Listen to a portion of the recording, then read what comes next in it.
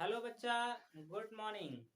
जैसा कि आप लोग जानते हैं कि हम लोग को आज क्या चलना है, मतलब पढ़ना है नियामक ज्यामिति। इससे पहले वाले भाग में आप लोग मतलब पार्ट 1 में बेसिक चीजें समझ चुके थे जिससे ऑब्जेक्टिव बन जाता है, और पार्ट 2 में एक छोटा सा फॉर्मूला सिद्ध किए थे जिसको हम लोग कहते हैं मूल बिंदु से किसी भी बिंदु की दूरी निकालने का फॉर्मूला, जो कल हम लोग मतलब पिछले के पार्ट में देख चुके थे।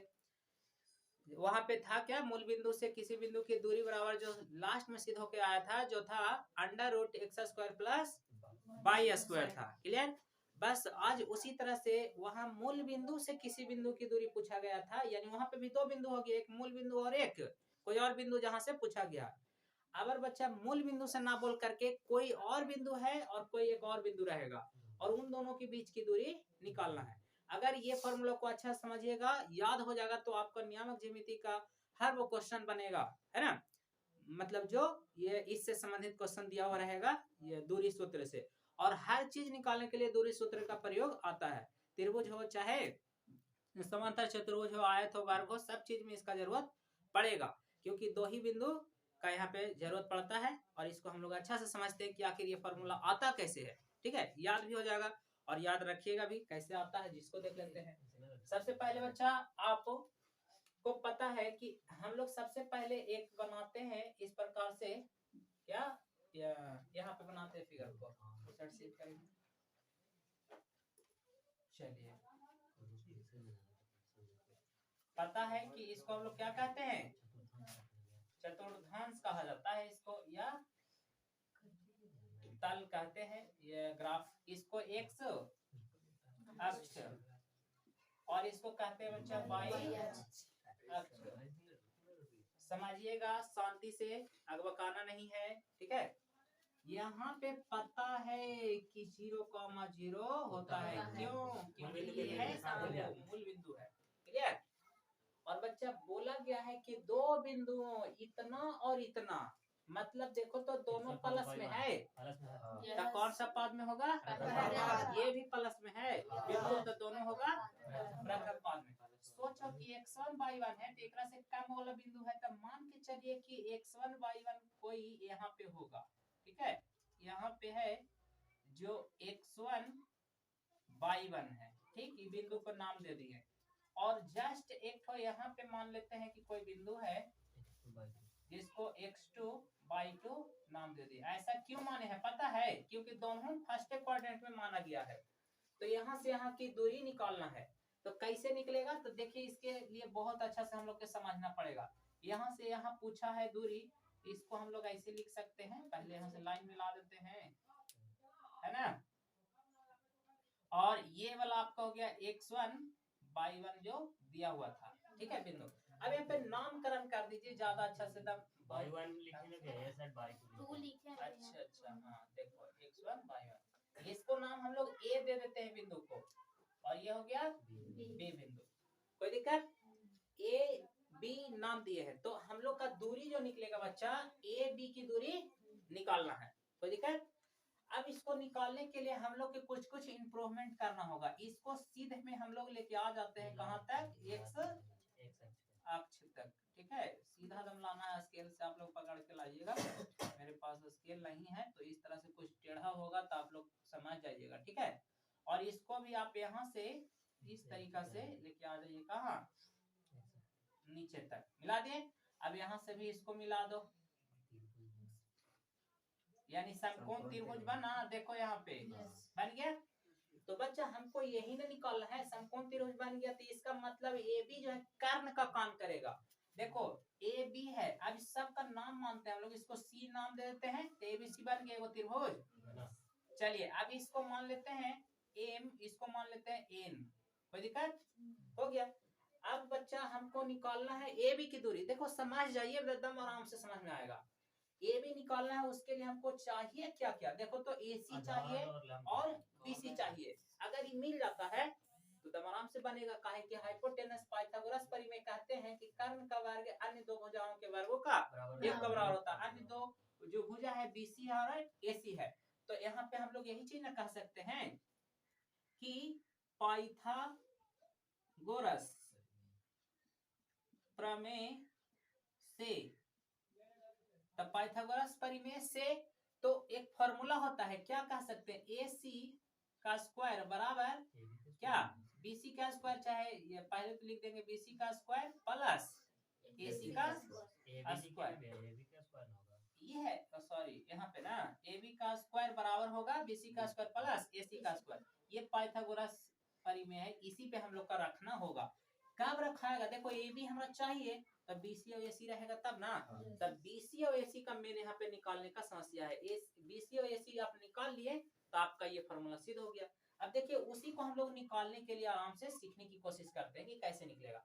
आपको पता है बच्चा, देखो इस बिंदु से पहले चलते हैं, ये वाला आपको यहाँ ना बिंदु, यहाँ से सब चीज का मेजरमेंट कहाँ से करेंगे, मेजरमेंट मतलब नापेंगे यहाँ से यहाँ तक जाने में ये x वाला दूरी तय किया है ना, यहाँ से यहाँ ये बिंदु M तक जाने में कितना दूरी तय किया हुआ है, x। तो बच्चा ई वाला बिंदु का ई नाप है, देख लो ई बिंदु का नाप है कि नहीं सामने, तो x वाला कितना है, x1, इसका मतलब फिक्स हो गया है बच्चा कि O से M की जो दूरी है वो x1 है। बोलो कोई दिक्कत नहीं। अब बच्चा सेम टू सेम इस बिंदु से इस बिंदु तक जाने में x की कितना दूरी तय हुआ था, देखो ये बिंदु वाला x कितना है, x2, एक मतलब यहाँ से यहाँ तक जाने में x2 की दूरी तय हुआ है। अब यही काम y वाला में जाके देखो, यहाँ है बिंदु 0 और हमको ई बिंदु देखो ई वाला कहाँ तक गया है, अगर आपको समझना मिलाना है तो डॉट डॉट डॉट में मिला देते, यही ना आता। अब तो सोच लो ना कि एकरा ना लेके हम लोग एकरा लेके चाह रहे हैं कि y यही है, कहाँ तक y गया है बाबू, तो y1 तक गया है, एकर मतलब ये जो लंबाई देवल है ये कितना है, y1 है। कहाँ से कहाँ तक, बस a से m तक, a से m तक की दूरी को y1। तो बाबू फिर से यहाँ से देखो ना ई वाला ऊपर तक कहाँ गए है, y2 तक, एकर मतलब यहाँ से बच्चा यहाँ तक की दूरी को y2 कहेंगे, और बच्चा ये वाला दूरी को क्या कहेंगे हम लोग, y1 कहेंगे। कोई दिक्कत, ये y1 ये y2, इधर x2 और x1 मिल गया, सारा मिल गया है। तब तनी दिमाग लगाना है, क्या लगाना है, एक चीज हम आराम से लिख सकते हैं हम लोग बाबू कि AM बराबर CN। बोलो कोई दिक्कत, क्यों, क्योंकि एक आयत जैसा बन रहा है, एक आयत में आमने सामने की भुजा बराबर होती है। AM जब CN के बराबर तो AC के कर बराबर लिख सकते हैं, AC बराबर, देखो AC बराबर के कर MN का बराबर है। कोई दिक्कत, तो आपको पता होना चाहिए कि जब एक दूसरे के CN, हाँ देख लो AM किसके बराबर, अच्छा C, हाँ तो ठीक तो है, CN के ही ना बराबर होगा, और AC ये वाला किसके बराबर, MN के बराबर। और यहाँ से अब एक चीज और देख लीजिए, सारा चीज जो दिया वो लिखना पड़ेगा। OM कितना है बाबू, x1, क्लियर। उसी प्रकार से आप बता सकते हैं ON कितना है, x2 है बच्चा। बस उसी प्रकार से आप एक चीज और बता सकते हैं, AM कितना है, AM दम बारीकी से समझिएगा ना, दम सही समझ में आ जाएगा ये कि कैसे सिद्ध हुआ। AM जब y1 तो BN कितना है, जो दिया हुआ था उसको लिख लिया हम लोग समझ के, इतना क्लियर दिख रहा है उसमें अच्छा से सब, कट गया है, पूरा दिखाई दिया, हाँ थोड़ा सा कट गया, नहीं तीर के निशान खाली कटा है ना, तो एकरो नहीं कट देंगे, या देखो आ गया होगा समझ में, है ना। चलिए ठीक है, आप समझ जाइएगा। तो ये सारा चीज छाटा गया इसमें, मतलब जो जो दिया हुआ था वो रख लिए। अब देखो तो हमको चाहिए AC और BC, क्या AC और BC। तो AC और BC के लिए देखो पहले हम क्या निकाले, AC मतलब ये AC किसके बराबर है, अगर हम MN निकाल लेते हैं तो AC पता ना चल जाएगा। तो देखो तो MN निकालने के लिए देखो तो पूरा ON में से इतना घटा देंगे तो इतना बचेगा। एक एग्जांपल समझो, मान के चलो कि एक डंडा है 10 सेंटीमीटर लंबा है, जेकरा में एगो 2 सेंटीमीटर के बोलिए काटना है तो कितना बचेगा? टोटल था 10 के, अब बोले हैं कि 2 सेंटीमीटर हटा देना है, काट बचे। एक मतलब ये हुआ कि मान के चलो ये था, बी था, इसी था, और कह दिया गया कि AC 10 है और AB 2 है, तो बताओ BC कितना होगा? तब BC निकालने के लिए ऐसे लिखते हैं, BC बराबर AC माइनस AB ना, AC माइनस AB, पूरा इसमें घटाते हैं तब मिलता जो भी प्राप्त होता था। उसी प्रकार से यहाँ समझो, ये पूरा है दिया हुआ x2 और ये पता है तो हमको निकालना है ई वाला, एक मतलब पूरा में सी घटावे पड़ेगा, ये मिलेगा। तब पूरा देखो, बस अब हो गया, समझ में आ गया तुम लोग के, समझ में आ गया होगा कि अब कैसे करना है काम यहाँ पे। यही चीज को समझ गए तो बन गया आपका। देखिए बच्चा, हमको निकालना है एम एन जो किसके बराबर है? AC का। एक मतलब एम निकलेगा, मतलब क्या निकलेगा? AC। देखिए कैसे एम निकल रहा है, ओ एन में से क्या घटा के? ओ एम घटा करके। बोलो, अब तुम रख सकता है, ओ एन कितना है बाबू? x2 है, रख दिए, माइनस कितना है? इसको आप ऐसे ना लिख के थोड़ा नीचे लिखेगा तो ज्यादा बेहतर रहेगा। x2 है और ये है कितना? x1। देख लो ओ एम कितना? x1। एक मतलब आपको फिक्स हो गया कि AC का मान कितना आया? x2 माइनस x1 मिल गया। अब बस उसी तरह से आ जाओ, किसमें हमको निकालना है अब? BC। क्या? BC। अब देख लो तुम, BC निकालने के लिए BC पूरा दिया हुआ है BN, अब एक में से ई निकालना तो ई घटावे ना पड़ेगा इतना, और ये देवल है, देख लो ई AM CN के बराबर है, तो यहाँ से हम लोग कह सकते हैं बच्चा कि BC बराबर होगा क्या? तो देखो क्या होगा, BN माइनस, देखो माइनस CN लिखे पड़ेगा। अब लग रहा होगा CN तो पता है ये नहीं है भैया, तो कहां से लिखेंगे? है बच्चा CN, यहाँ पे लिख देते हैं हम, CN बराबर के कर AM का, किसका बराबर है? AM का, तो ये लिख दिए हैं, है ना। और AM आपको पता है, BN तो हो गया आपको बाई 2, और CN तो नहीं पता था, लेकिन CN केकर बराबर है? AM का, AM पता है कितना? बाई 1 हो गया, इसका मतलब ये हो गया बाई 1, तब BC भी मिल गया, अब मिल गया। अब जब हमको चाहिए था क्या क्या? AC और क्या क्या? BC, तब BCU मिल गया। अब बस AC बराबर फार्मूला पाइथागोरस परिमेय से यहाँ लिख देंगे, पाइथागोरस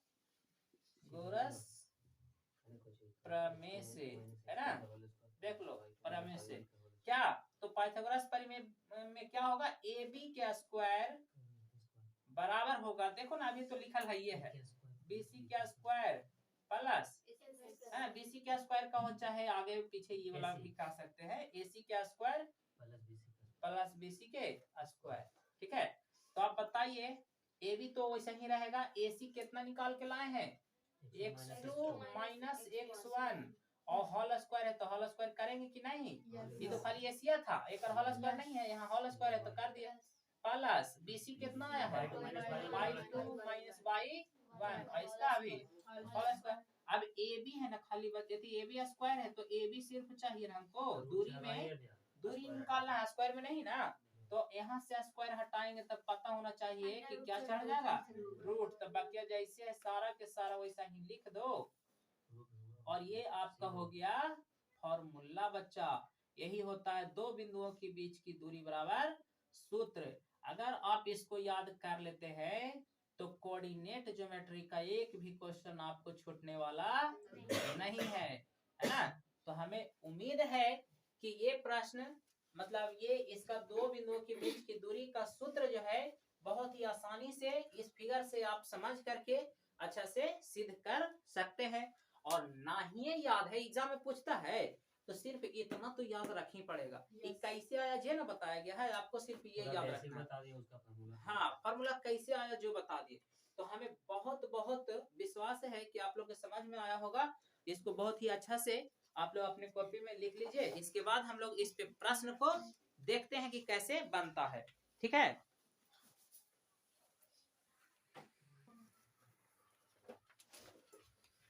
तो बच्चा लोग अभी आप देख चुके हैं क्या, सूत्र देख लिए, दो बिंदुओं के बीच की दूरी कैसे निकाल सकते हैं, है ना। उसको बहुत अच्छा से हम लोग फॉर्मूला को देखे कि कैसे निकालते हैं।